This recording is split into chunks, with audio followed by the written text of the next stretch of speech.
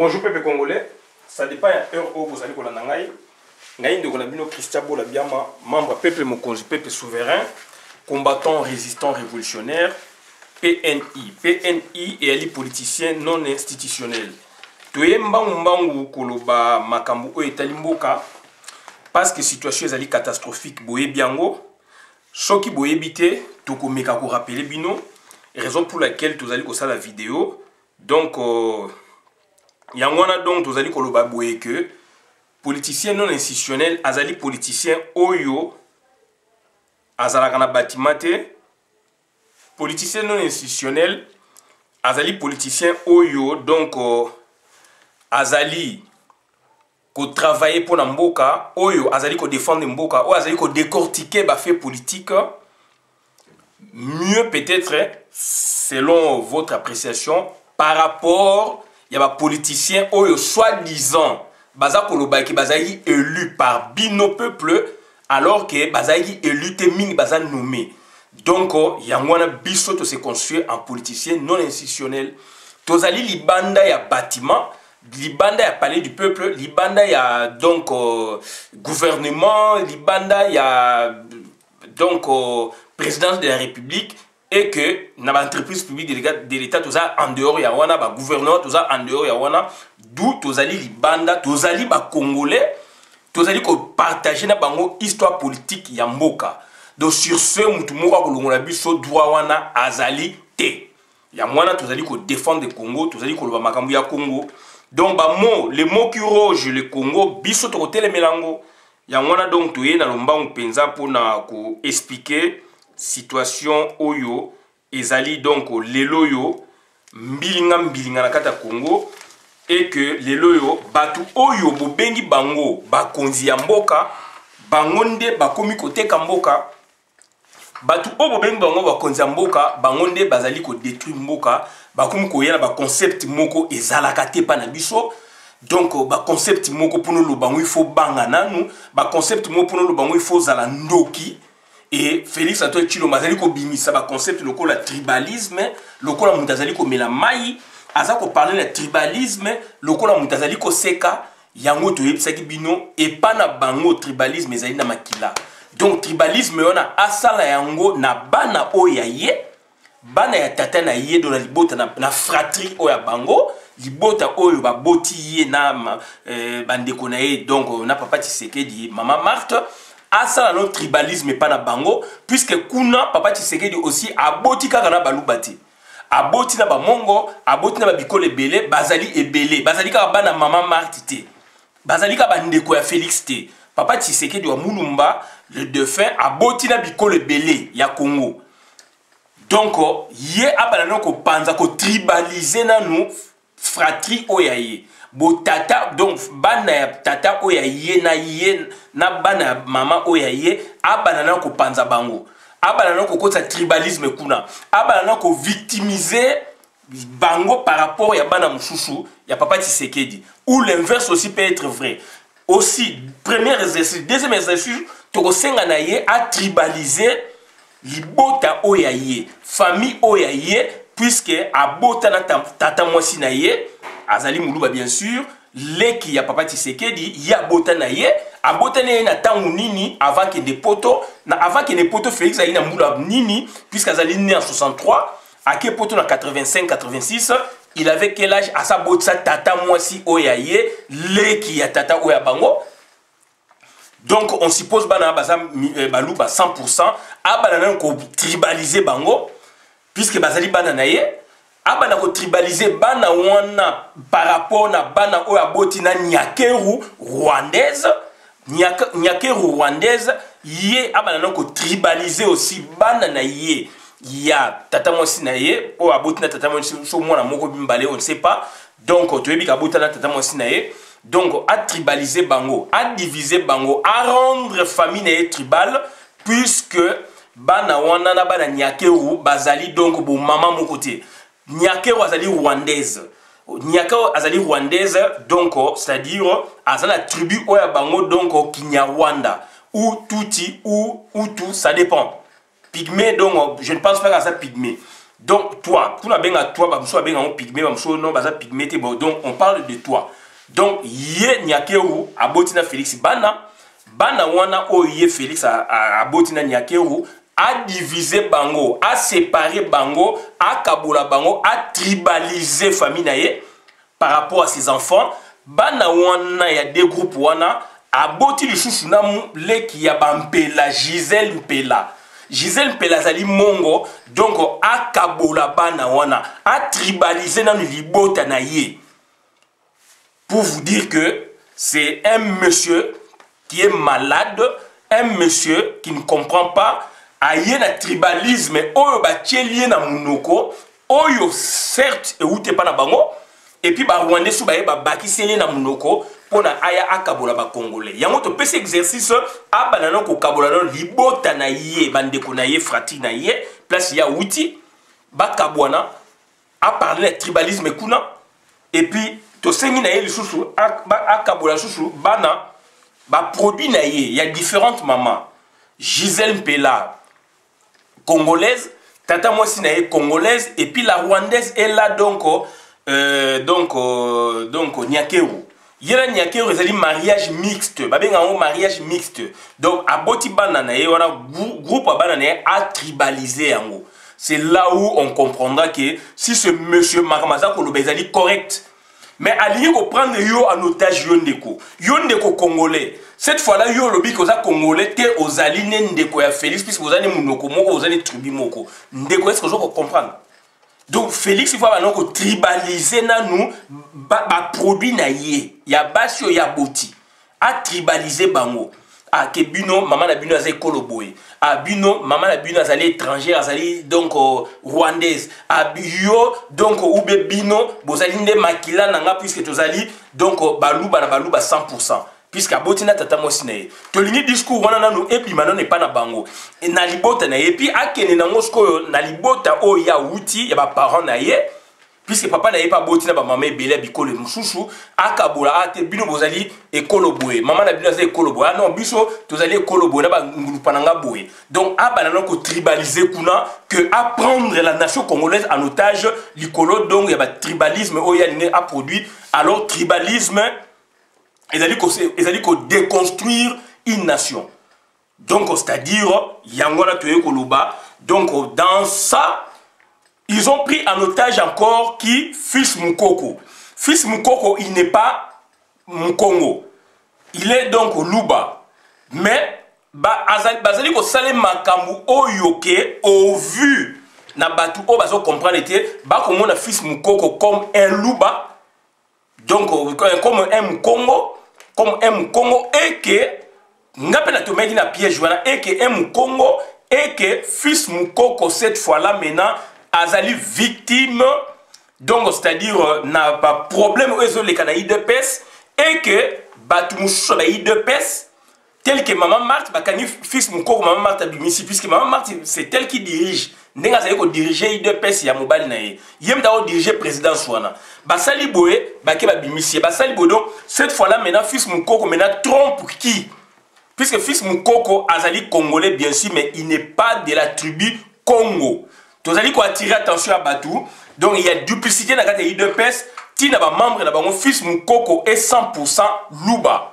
Donc azali Luba azali ndeko ba Félix donc makama azali ko sala donc ça dit azali ko latango na kati ya tribu o ya bango donc tribu Luba et bazali ko kosa yo ndeko ye kolo mususu parce que cette fois-là on va dire non quand même il y a un fils Mukoko il n'est pas Luba donc c'est à dire moi j'adhère n'est-ce pas à la politique oyaza ko mener et que azako souffrir non donc c'est à dire c'est un piège batendre Batou expressement et fils Mukoko en est architecte donc tout ça pour préciser le qu'on makasi donc pour notre côté na mozindo tout ça dit qu'on rappeler na Batou lobby tozali na réunion munene lobby zali le 19 octobre donc tout ça dans mois d'octobre donc le 19 octobre lobby tout ça réunion munene il y a stratégie pour na ko sepelisa Félix Antoine Tshilombo na mboka o ya France ndenga zali ko ya yango to lobby donc batu ba ya ba affluer donc na Paris et évidemment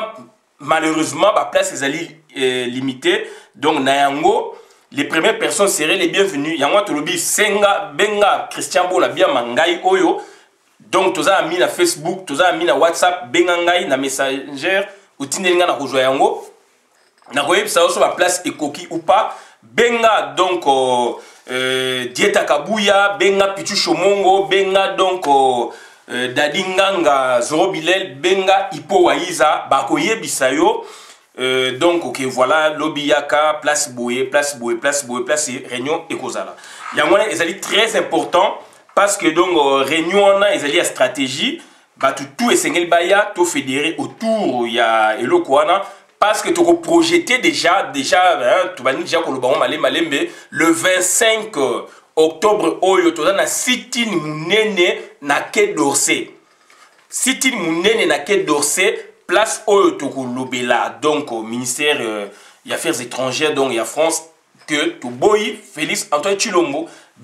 Tant que bénéficier, ce n'est pas notre problème, mais bon, à disposition au niveau de donc voilà un peu donc idée de lobby réunion de 14h jusqu'à 18h.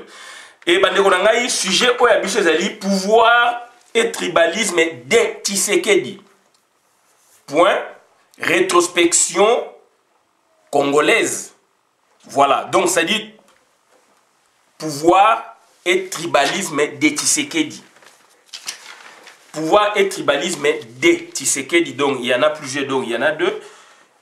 Et puis, la rétrospection congolaise. C'est quoi? Pouvoir et tribalisme de Tshisekedi. Tout le bien, puisque c'est un constat avéré vrai, par rapport à la situation politique Oyo de Tshisekedi, la famille Tshisekedi, père et fils, produit na Congo. Il y a une erreur et moi je suis terrorisant au boye dans le monde entier. Il y a d'autres sali to créer sujet au. Et puis dans ça, on va voir, on va fouiner dans le passé, puisque lui il n'aime pas fouiner dans le passé, mais nous on doit fouiner dans le passé pour voir est-ce qu'il y a eu le tribalisme déjà dans le passé institutionnel politique du Congo, du 30 juin 60 à nos jours. Tout le monde a place nini place nini tribalisme et botami na politique ya Congo. On peut aller encore plus loin l'époque coloniale. Est-ce que l'époque coloniale il y avait du tribalisme? Époque coloniale donc on a deux phases nango donc ezali état indépendant du Congo et puis donc Congo belge. On va essayer un peu de voir ça et puis tu rota la psycholo pardon. La petite ligne de donc la place qu'aurait occupé l'élite congolaise, l'élite politique congolaise, pour nous pallier la situation. Total la place, il y a souverain primaire, tu bien un souverain primaire. Est-ce que réellement Azali souverain primaire? Et nos souverain primaire et Bimaka Wapi. D'où maintenant, politiciens. Donc, se comporte comment face à souverain primaire, politicien, se comporte comment face à élite politique, Yambokanae. L'inverse aussi peut être vrai, c'est-à-dire souverain primaire. Azali Nani, attitude ni na joie vis-à-vis de politicien, ce qui Azali vraiment souverain primaire, et puis, donc, élite politique d'un pays, en l'occurrence élite politique congolaise, vis-à-vis na politicien, vis-à-vis donc na politicien, positionning ou attitude ni yé akoyi ko joie. Et pourquoi donc pouvoir boye biango, pouvoir réaliser une sorte de domination, une sorte d'autorité, oyo mutu donc ba bengiye responsable politique puisque azali ko représenter Moka azu yango et azana droit ya koluba. Cette fois-là, président des républiques, chef de l'État Babengakaye, garant de la nation. Et qu'est-ce que le garant de la nation peut proférer comme message à la nation? Voilà notre démarche. Et donc on va voir, peut-être dans Robo Salam, mais on va voir donc comment les présidents successifs du Congo, jusqu'à arriver au président protocolaire, comment ils se sont, n'est-ce pas, employés pour transmettre un message et donc comment s'employer pour transmettre un message il y a politique, il y a mboka, message wana, est-ce que ezali ba message moko, ezali qui rassembleur ou ezali ba message moko donc diviseur. Donc voilà, eza ba situation oyo tokomona yango. Et puis donc tokomona lisusu dans ba différentes républiques de Tolobi. Et puis est-ce que donc na Congo tozalaka na ba tribu moko minoritaire constitutionnellement parlant, est-ce que na Congo il y a des tribus où bazali victimes, il y a eloko moko boye, victimes, il y a eloko moko baza ko subir injustice moko boye, ezali non résolu ou donc non traité, ou bazali ko subir ango pour cause il y a eloko moko boye. Est-ce que ezali bango va bazali ko subir ango ou il y a de l'influence na mutu oyo azali porteur, il y a message étatique. Donc voilà un peu, donc on va voir ça rapidement. Et puis conclusion, tu retirer conclusion. Et puis, tu as deux registres. Registre Liboso et Zali, donc c'est-à-dire tribalisme comme phénomène social favorisant, n'est-ce pas, la promotion sociale d'une tribu. Ça c'est de 1. Banani bazalaki donc ba tribaliste wana o basala promotion sociale ya tribu na bango et basala kango lo lenge ndenge nini et na structure nini to komona yango. Et puis, tribalisme comme phénomène social, n'est-ce pas? Phénomène social non pas favorisant la victimisation d'une minorité. Donc, c'est-à-dire phénomène social qui ne favorise pas, n'est-ce pas, la victimisation d'une minorité. Donc, yango na donc tokotala yango rapidement, mais du moins, donc, tribalisme comme phénomène social, non pas du favoritisme, mais de la victimisation, pardon. Donc, tribalisme comme phénomène social, non pas comme favoritisme, mais victimisation, mais de la victimisation d'une minorité. Donc, c'est-à-dire, créer et l'autre monde ngwana, balingi ba bimisa donc tribu moko boye, donc comme une victime. Et totalango de 60 à nos jours. Donc voilà, d'entrée des jeux, donc tout se comprendre. Donc nous sommes là quand on parle de la politique, du pouvoir et tribalisme et Tshisekedi, et ali donc pouvoir politique. Puisque on est là, tous en état, tous ali donc on a pas village, on a bisoté, tous ali n'a pas boéboété, non. Et je précise de fils Mukoko, Azali Luba, il faut que Botika ko ça va supputation inutile que azam Congo bazonyo que la Congo kuna ba mona ke fils Mukoko azali mutupe ya tribu na bango et kazali na UDPS. Pourquoi azako démérer na UDPS malgré ba osale ba mabe ba boye alors que il n'est pas Mukongo. Donc bazako jouer toujours na banino na mais du moins toyebi donc to balani depuis ça fait plus de 100 ans ba tribu betini ba sangani et que tu peux être du nord, mais tu peux être de l'Équateur, mais tu portes le nom de, voilà, du Kivu, Moutaki va porter Congo, il y a Congo, etc. Donc il y a des liens, il y a des choses un peu, et puis Congo, Moussou, les alliés, ils ont se retrouvé dans la province presque Peñoso. Donc il faut qu'on na Moutou, et puis du moins, tout ça, vous précisez, Bino, que fils Mukoko, Azali Muluba, authentique comme Yozali, donc Mubembe, authentique, Neti Azali, donc Mukongo, authentique, Neti Kuna Azali, Musolongo, donc Musolongo, par exemple, Mukongo, donc Kuna Azali, par exemple, Mukushu, authentique. Donc voilà un peu, donc, le tribalisme, c'est quoi d'abord? Tribalisme, donc, vous allez pour la définition, mais la définition va permettre de repère. Donc, pour nous saisir, tout se comprendre, pour nous avancer. Donc, pouvoir, donc c'est l'autorité souveraine, le gouvernement d'un État. Pouvoir, c'est la puissance politique qui gouverne un État. Autorité à laquelle est soumise chaque citoyen. Tribalisme, organisation sociale par tribu. Du point de vue historique, et puis tout le monde a du point de vue ethnologique. Du point de vue historique, une tribu consiste en une formation sociale existant avant la formation de l'État. Donc, tribus, ils coexistaient avant la formation de l'État.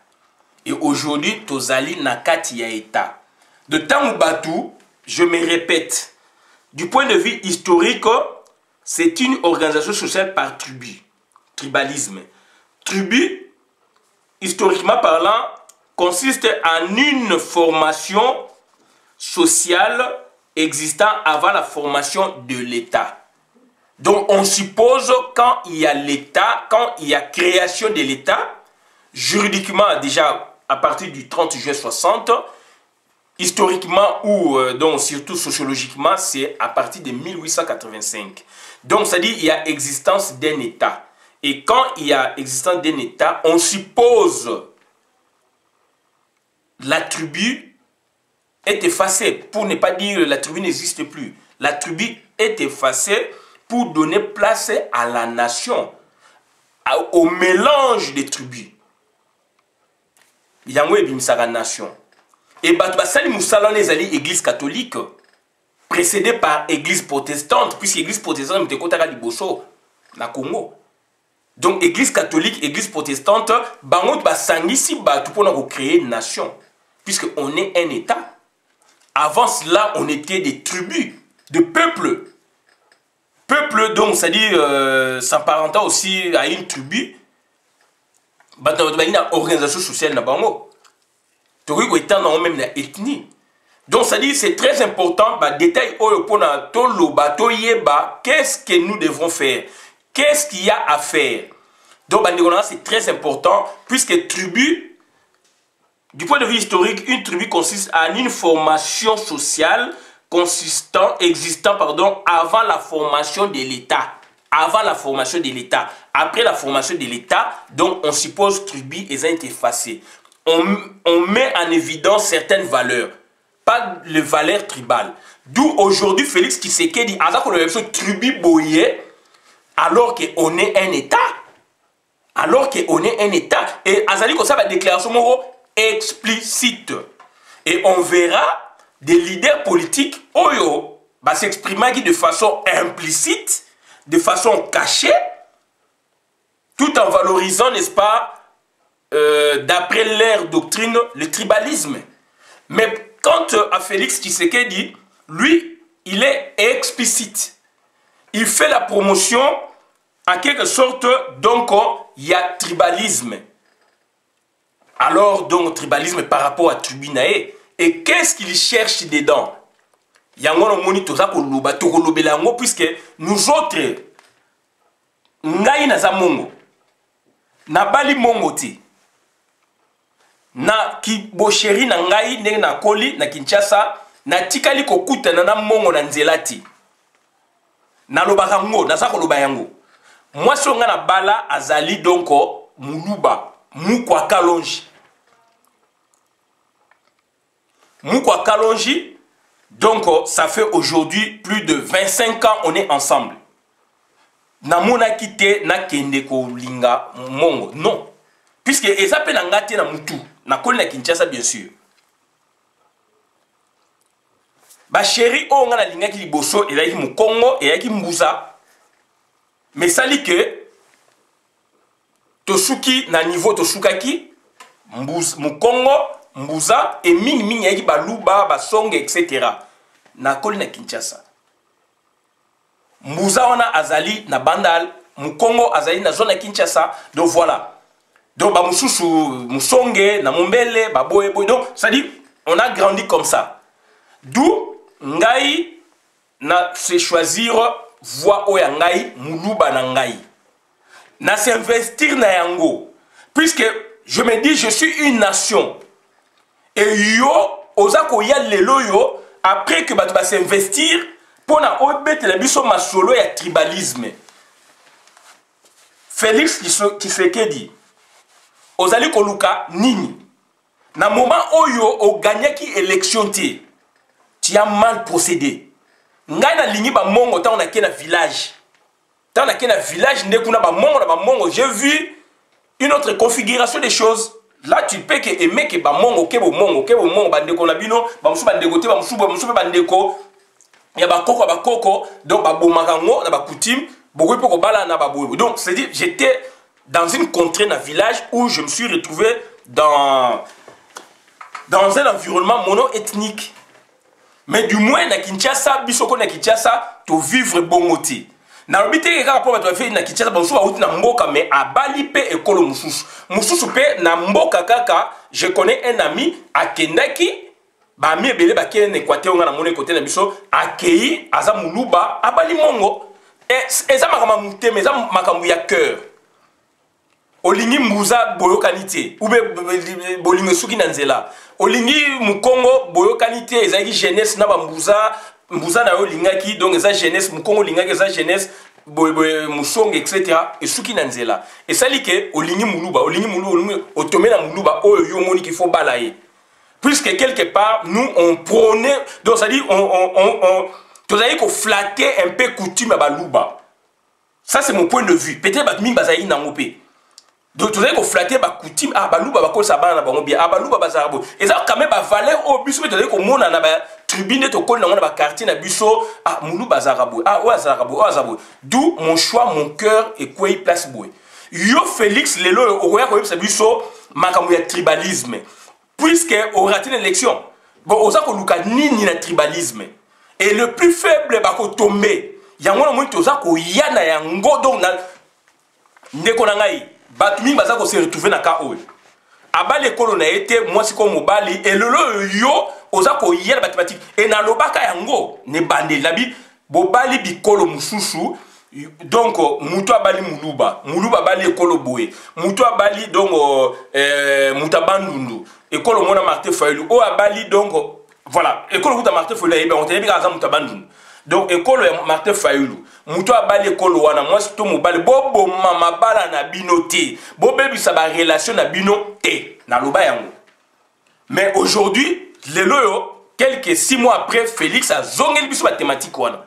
a créé ba thématique wana papa oyaye a été tribaliste mais a loba qui a monté l'ikola ngomba donc tout le monde aussi est tribaliste mais du moins donc ba valeur universelle les alliés donc c'est très important yango to zongeli sujet oyo ngai na koli na milieu ya baluba na koli mingi na baninga baluba ba François Moukounai Musunga ya na Suisse un ami donc de longue date condisciple de classe jamais to za problème naé kutu makama politique avec ça Christian to so ma mususu neta za mutu evolonga za mutu evolo to ko na so makama ya velai donc ça dit il y a des baluba qui se respectent ba Francis Chimanga ba master to kolina bango to tangi na bango azali pe na France jamais to betaka masolo baluba avec ça Christian to so ma mususu puisque donc to koli bongo mais yo Félix ozako yela biso ba thématique ya tribalisme et nous autres nous n'avions pas, n'est-ce pas, épousé ma sœur Yabamongo. Tobali ba équatoriente. Tobali basi ya bikolo ya Congo. Yango na baki baluba ki tribu muluba eza ya yote. Oza propriétaire ya tribité. Ngape na za propriétaire ya tribité. Yé pas za propriétaire ya tribité ba tribu ezali ya Congo.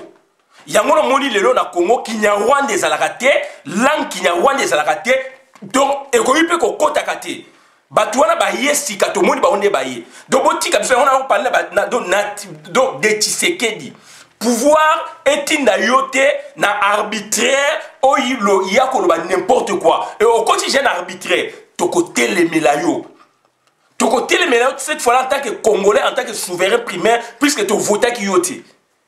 Donc c'est très important parce que biloko yo ezali ko déranger batu bazali wana ba mususu donc bazui ba engagement bazui ba engagement bazui ba direction azali mu Congo atiki ko bala bandeko ne ba Congo akei ko bala baluba azali mu teke atiki bandeko ne ba teke ake ko bala mu Congo azali mu Congo atiki bandeko ne ba Congo moi sito mobali na sens wana ake ko bala ba mongo bongo après autant d'années investissement ba sangani miteme sangani donc yo okoya puisque comme président de la République au parler sur le tribalisme et ko simbate biso to ko lapider yo Félix to ko lapider yo to ko bamo mabanga mutu nyoso ko na ba théorie to ko bamé mabanga. Donc, il y a un donc c'est très important. Il y a une rétrospection. Tokotala yango de 60 lelo nana ele biso biloko wana. Tokotala yango. Donc tribalisme donc c'est lien de parenté. du point de vue ethnologique, famille ayant une même ascendance. Donc, il y a un tribaliser libota oyaye. Pour la ton dimaye kazaka tribaliste ou tribal, donc à tribaliser nous bandeko oyaye. Puisque la boti bango pe na papa tisike na ba maman ebele. À tribaliser aussi bana oyaye, puisque la boti bango pe na ba maman ebele.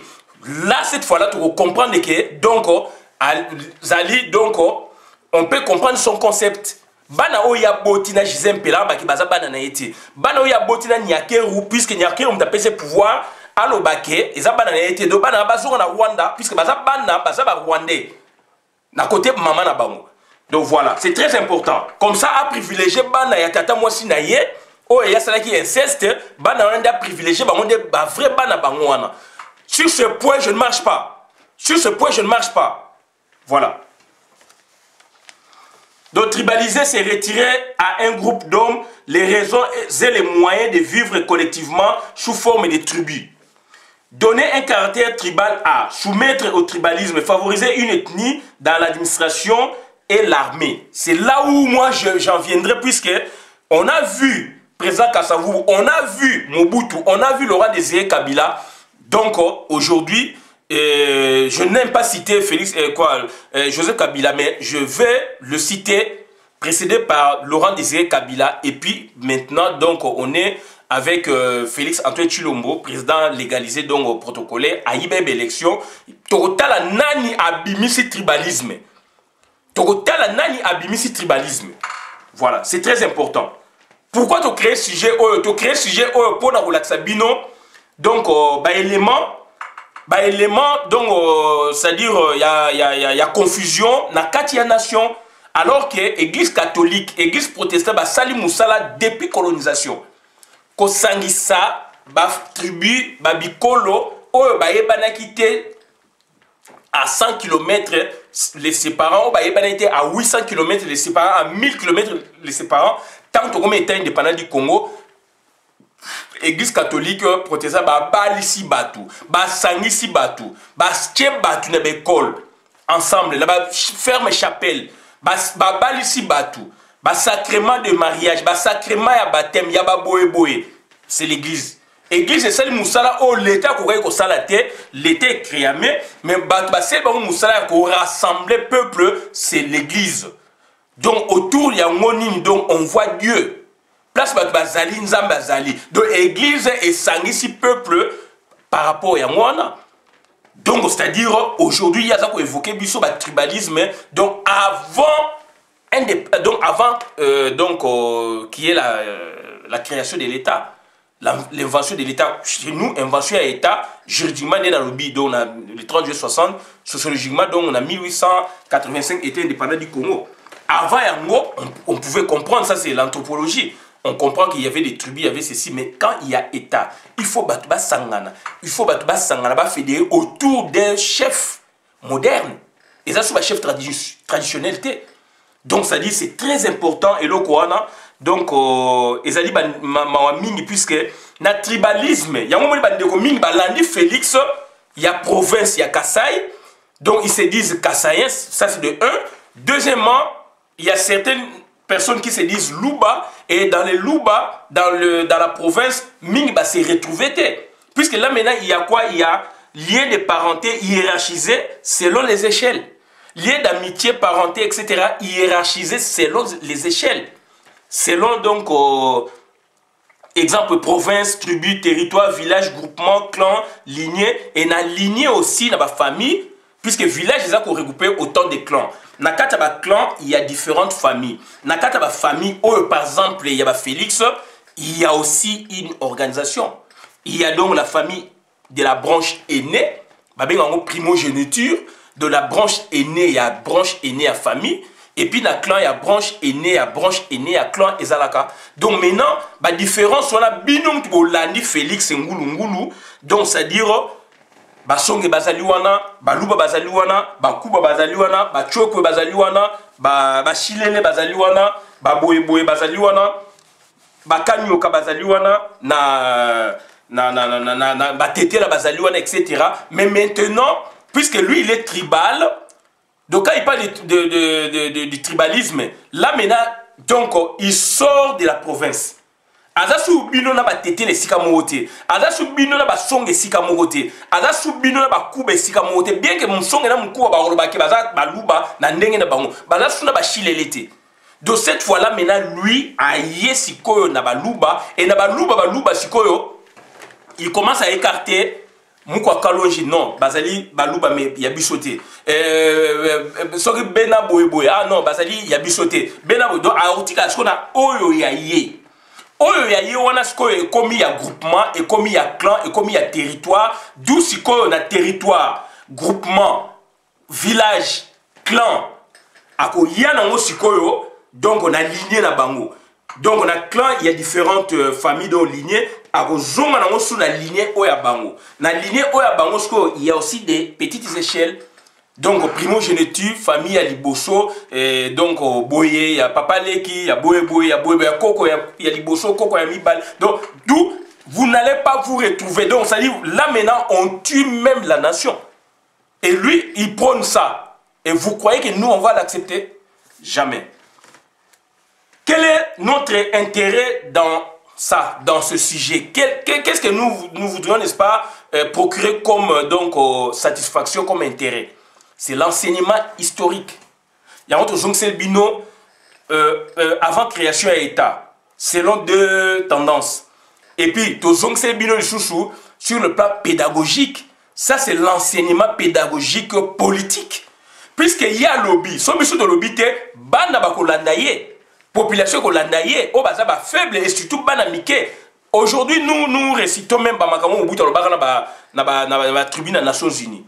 J'ai parlé longuement de l'Afrique pour dénoncer deux fléaux qui n'existent nulle part au monde, sauf dans ce continent. On était en 5e année primaire, on récitait ça. Et ça va dire que Tikalaka. D'où à l'opposé, il faut avoir un discours net ya biso pour nous dire que Moutouana Bozolanda a lobby makamamabe, c'est un social qui panza Congo. Et à ce moment on a bituni puisque a gagné l'élection d'où ce qu'il faut appuyer. C'est ça. Donc ça dit il n'a plus d'argument. Donc voilà pour donc na elengi na ye ya libota na ye na famille na ye donc aligné ko sacrifier Batunius. Et le Pichu Chomongo, Laurent Désiré Kabila a signé un contrat naïe donc Nakoukou. Ce qu'on entend que bébé lié a généralisé yango. C'est la même chose au Félix Alingo Sala, d'où a yébike la population se passé d'où a recourir sur quoi on a tribalisme. Et tribalisme cette fois-là, ce n'est pas la province du Kasaï. Puisque la Kasaï donc regroupe autant de tribus. Là, dans le tribalisme, oh, il y a un prôné, Moussonga a se retrouvé, Moussonga a se retrouvé normalement, sémantiquement, Moutete a se retrouvé, Moukuba a se retrouvé, puisque Moukuba Azali Mouloubate, Mouchilele a se retrouvé. Donc, ça dit, Bazali, tribu est belé na Kasaï, et ça a Loubate. Et là, Loulou a aussi, Loulou a se retrouvé. Donc, ça dit, là maintenant, à quelle confusion et il est déterminant, il ne s'adresse pas à vous autres du Kasaï. Donc, à ça qu'on s'adressait na tribu Oyaye et na tribu Oyaye aussi il y a des différences, des différences. Yango bomoni bande komingi ya Kasaï balandi yekuna babandi kolela. To prévenir kibino. Donc voilà, c'est très important. Donc pourquoi recourt-on au tribalisme en tant que politicien? Pourquoi un politicien recourt-il, n'est-ce pas, au tribalisme? Deux possibilités. Parce qu'il n'a pas été élu suite à des élections. Il n'a pas été élu. Puisqu'il n'y a pas de cooptation, donc il n'a pas été élu. Puisque même si on a une cooptation dans le cadre du royaume, avant création et État, roi Azalaki wana, puisque roi et Azali wana, il y a des familles où il y a dirigé. Mais la famille wana, bazali mbala mokolem susu makila ya yev mati. Mais ezali territoire, ezali par exemple province de l'époque et que roi azali ko administrer. D'où siko ba famille wana et ko tindele ba représentant ba notable autour ya roi pour na ba composer. Donc batela sikoyo ba travailler sur roi zo sa mabe ba ko yebisaka ye ba ko reprocher puisque ba outi na ba différentes familles mais ba ye autour ya roi. D'où baza ko sala aussi contrepoids à pouvoir donc en même temps bazali ba opposant. Tribunal n'a pas fédéré autour du roi, donc baza ko jouer aussi rôle, il y a contrepoids à pouvoir. Ce qui roi ça ko keni mabe ba ko zong c'est nanzela. D'où c'est-à-dire là c'est la cooptation. Roi ils a mis une cooptation. Mais par contre Félix il a été mal élu, il n'a pas été élu, d'où maintenant pour na ke ba fédéré autour na yebike donc 62% ba ligne était d'où a recouru à le tribalisme. Tribalisme, il vise quoi? Tribalisme et donc les alliés régionalisme était. Tribalisme et donc les alliés donc voilà donc et alliés là maintenant il recourt donc on a lien à parenté, par rapport à Oyabango. Voilà, et ça a bien noté. Donc c'est très important. Qu'est-ce qui occasionna ou causa n'est-ce pas le tribalisme en RDC ou qu'est-ce qui cause ou occasionne le tribalisme en RDC? Donc, tout le monde a le monopartisme, MPR parti État, et Zalaki aussi n'a parti mono tribal. Donc, au parti tribal, il y a MPR parti État, c'était dans l'armée. Mais du moins, côté politique civil, Mobutu a tiqué la jouissance, il y a peuple congolais. Donc, mais côté armée, c'est là où on a vu côté négatif, il y a Mobutu. Donc, ça dit tribalisme, donc partiel. Nakati, il y a MPR parti État, donc cette fois-là, à Kangaginde, donc, c'est-à-dire armée. Et là où maintenant, donc, c'est-à-dire, il y a un monopartisme, donc MPR parti État, monopartisme des droits sous le monopartisme. Et puis, donc, tu as vu que le monopartisme est de fait sous le pluralisme politique. Nion ses alliés. Monopartisme des droits MPR parti État sous le monopartisme déclaré officiellement. Il y a bien des droits. Mais si vous avez donc un pluralisme politique, bah parti politique est belé, mais on vit le monopartisme par le FCC sous le donc le pluralisme. Donc voilà, d'autres parti État les loyaux. Mais de fait, des droits déjà déclarés de fait. Mais dans la Kati, il y a environnement, il y a pluralisme politique. Donc c'est ça de jeu politique. Oh, le choc pour ça ma cité pour comprendre l'été. Donc voilà, c'est très important. Et donc Tolobiango, Ezali Mawamingi, et donc la première république, si vous regardez rapidement, la première république, mode d'accès au pouvoir, puisque Félix a créé, puisqu'il n'a pas été élu. Il n'a pas été élu, c'était Martin Fayoulou. D'où maintenant, Azako Memabiso, ce qu'on a, tribalisme, pour la tola n'a pas tout fédéré, puisque Azana Moutouté, Azana choité. Et choité, donc il fallait renoncer à pouvoir. D'où à Koti Batou, na tribalisme. Si koyo, la première république, mode d'accession, et qui cooptation, donc il y a qui élection, quel que soit le suffrage, c'était élection, président Kassoye a été élu, premier ministre Lumumba a été élu. Donc, on n'a pas vécu du tribalisme. Raison pour laquelle vous regardez bien l'architecture, n'est-ce pas? Il y a Première République, bon, on n'a jamais président Kasavubu, donc à favoriser qui Bakongo. Pourtant, il y avait des Bakongo, il y a Mayele, na armée, à Makasi, na Boé, mais jamais président Kasavubu a favorisé Bango. Bon, le premier ministre Mingi. Il est au D, Lumumba, Boé, donc Evariste Kimba, Moïse Tchombe, donc Oju Boé, au moins la Baza Bikolo, puisque ce monsieur a été valablement élu. Et il a été bien élu. D'où il ne pouvait pas recourir à la tribunal. Il y avait des valeurs, c'était la démocratie. D'où, donc, aucun exécutif aussi, c'était pareil. Donc, surtout, pas exécutif dans le Parlement, il y a 60, 65, élu, avant même que proclamer Nini. Et suite à la résolution, à la conférence, à la table ronde à Bruxelles, toujours élu. Considéré valeur, il y a bien des valeurs intrinsèques. Il y a démocratie, il y a état des droits, etc. Donc, mais si Deuxième République, donc les alliés monopartisme. Il y a un monopartisme, c'est bipartisme, deux partis. Du 24 juin 67, le 23 décembre 70. Donc 6 ans durant, c'était le MPR bipartisme. Donc il fallait deux parties à la même et Salamaïté. Le pays est structuré néanmoins.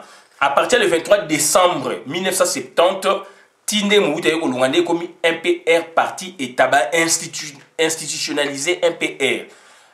Donc pour nous comme président de la République, il faut alors président et MPR. Donc c'est-à-dire tribalisme et Bima. Et Bima côté armée. Donc MPR parti État, donc parti État des droits, parti unique des droits, tribalisme partiel, armée d'esprit. Armée d'esprit, on a la définition A ou la définition Moko de Talaki. C'était très important pour toi dans la définition parce que donc voilà. Donc tribaliser c'est quoi? Soumettre au tribalisme, favoriser une ethnie dans l'administration, une ethnie dans l'armée. Et on a vu dans l'armée, donc Mobutu a créé qui d'esprit. Et na DSP sikoyo et il y a trois ceintures. Première ceinture avec Bangwandi Bangwaka, supposé Bandekonaye. Deuxième ceinture, on pouvait retrouver Bangwandi Bangwaka na Bikolo Mouchouchou. Et donc troisième ceinture, c'était pour tout le monde. Ça c'est la DSP. Mais côté civil, côté politique, politicienne, il y a MPR. Tout le monde était là. Bien que la DSP aussi, c'était ma section, section MPR, mais côté politique, voilà, il y a tout le monde. D'où Mobutu était donc objectivement donc était tribaliste et partiel par rapport à l'armée. La DSP, côté exécutif, durant 32 ans, il y avait que des majorité avec Balouba, Premier ministre. Général Moulamba déjà dans 65-66. Pinga Kassenda, durant 10 ans, vie des Alaki, il y a Premier ministre. Pinga Kassenda, 77-79. Singa Uju Boboli ko le Konga yaki, après Singa Uju Boboli ko le Konga yé, après Kengwa Dono il a pris 4 ans, Kengwa Dono Bolbaï Mungwandi, il n'est pas Mungwandi. Il n'est pas Mungwandi mais Azali Moutouakoli na Équateur. Azali Touti et puis polonais juif. Toye aujourd'hui donc Mali Moulumba Kassaye, Bamso Barazam Moulumba mais Kassaye, aujourd'hui Pinda Bangi, Samwa Pinda Bangi, oui, lui il était Mungwandi, mais Mungwandi est au Macan. Après, donc, Lunda Bouloulou, Boué Boué, donc, etc. Et puis, tu as la transition, Mongouloudiaka, Banane. Donc, on a parlement, successivement, président et parlement, puisqu'il y a un parlement, chambre Moko, Nzondomio, c'était vers les années 82, 83, 84, tout ça. Togolo Bagé, Azalaïki, Ngwaka. Est-ce que Ngwaka, ça Mungwandi? Mais bazali pemen mais nous ne pas oumer l'état koufaiki et bolanda bokomona donc et avec politicien et ndenge mouchouchou et on n'a pas vécu vraiment tribalisme makasi judiciaire donc côté judiciaire mais maintenant ça dépend na exécutif ndenge ça composé et donc na transition après 32 ans de vivre sikoyo transition fondée sur du tribalisme 24 avril 90 jusqu'au 18 février 2006 donc UDPS n'a pas branche nango ba produit biso tribalisme palou n'a pas branche nango ba produit biso tribalisme je parle du palou pas de ces branches palou donc papa qui zeng ba produit biso tribalisme UDPS avec différentes branches nango ba produit biso tribalisme alors on est dans le pluralisme politique. Président Mobutu, Laurent Désiré Kabila, voilà. Transition fondée sur du tribalisme on a le 24 avril 90, 18 février 2006. Tu vois la deuxième, la deuxième transition fondée sur donc il y a une application du tribalisme.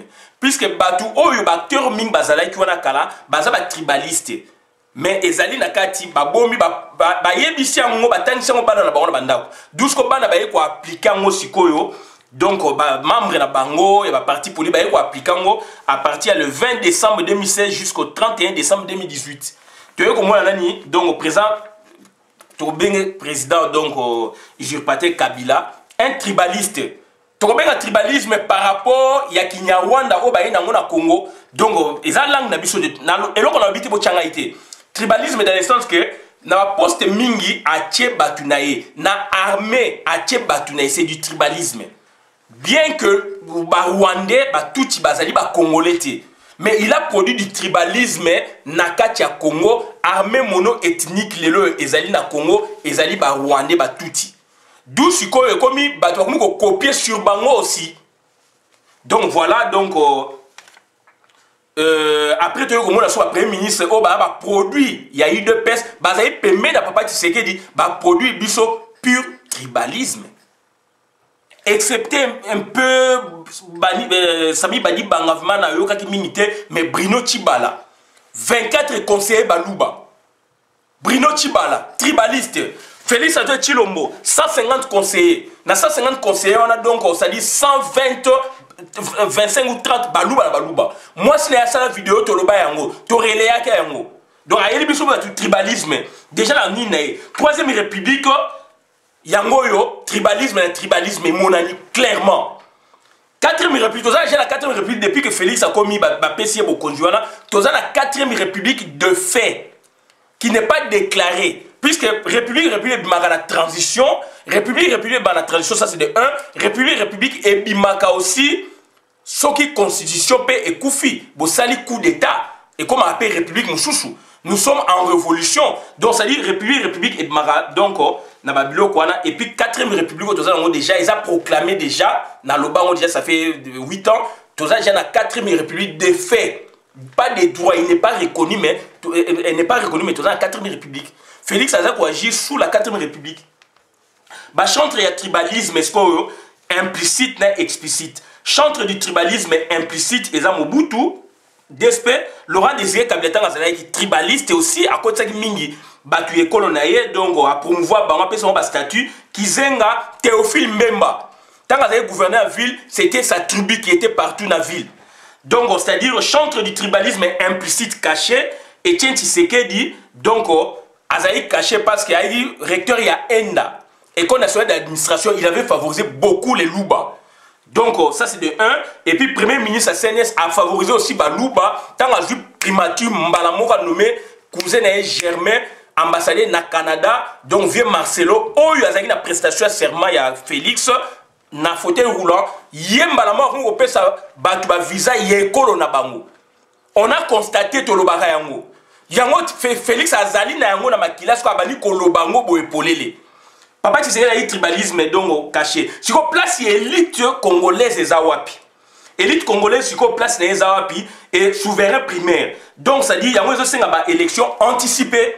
Élection anticipée, il faut ça pour Bilo quoi mal élection salamaki, il faut le malam ça va passer na voie bien pour la toi reprendre ba valeur na biso et puis surtout élite congolaise azali mutu oyo il faut se distinguer par rapport à Bilo quoi et souverain primaire azali te sikoyo yo bengi souverain primaire ozali souverain primaire te parce que ozali ko dépendre de Félix dépendant qui n'a pas Tshisekedi au dépendant qui n'a Mobutu na DSP au dépendant qui n'a Laurent Désiré Kabila puisque bangoni mutu batcheyo donc en contrepartie il faut c'est là bango musalo bango balingi donc souverain primaire à cause de souverain primaire ce qui a sali élection anticipée ndenge Martin Fayulu a proposé pour que Moutouasika Abima oeke yé a voté yé. Là, cette fois-là, souverain primaire à cause de la libéré, à cause de la libre.